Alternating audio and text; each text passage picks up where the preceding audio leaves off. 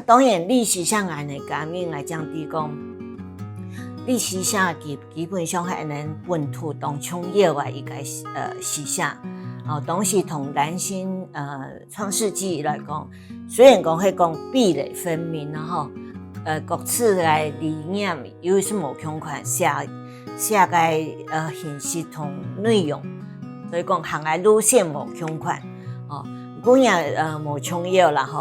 因为虽讲创世纪南新迄个投新旧时间甲他都透过几个作品的，不过我问一下，迄日系历史下开始行也将所谓的本土的一种的路线不过我实在讲本土了，对我来讲就是讲，我个生活都土地位我环境嘛土地位当然嘛是安尼都所谓都讲当次眼的事情那个参加历史下了后，所有的文学的发动，年会到算讲亚洲的新颖体会啦，也讲当地的交流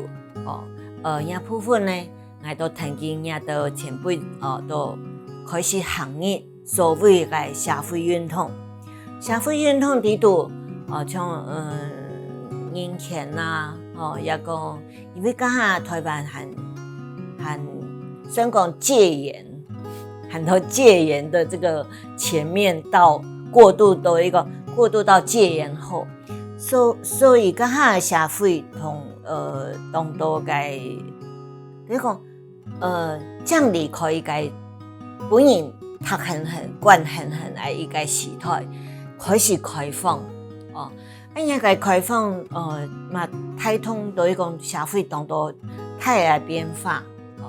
也部分都拄好迄头个时代，就开始虽然讲行街头就参与街头运动，行街头件事情来跟我讲同也该土地让人民你讲文学义咩讲从蒙关方来蒙关方起来是甲象牙塔伫拜头写迄打开窗门行出门行向人民，行向一个社会去听、去看、去了解一个社会的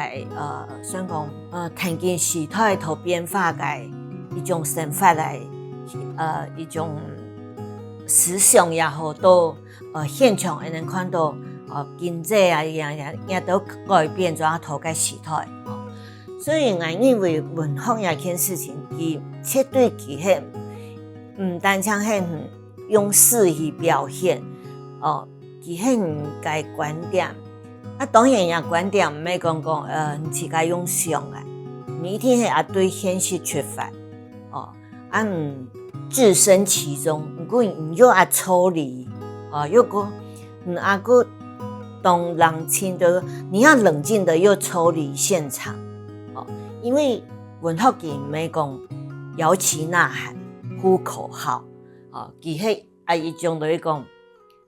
思想的一個改變，一種形塑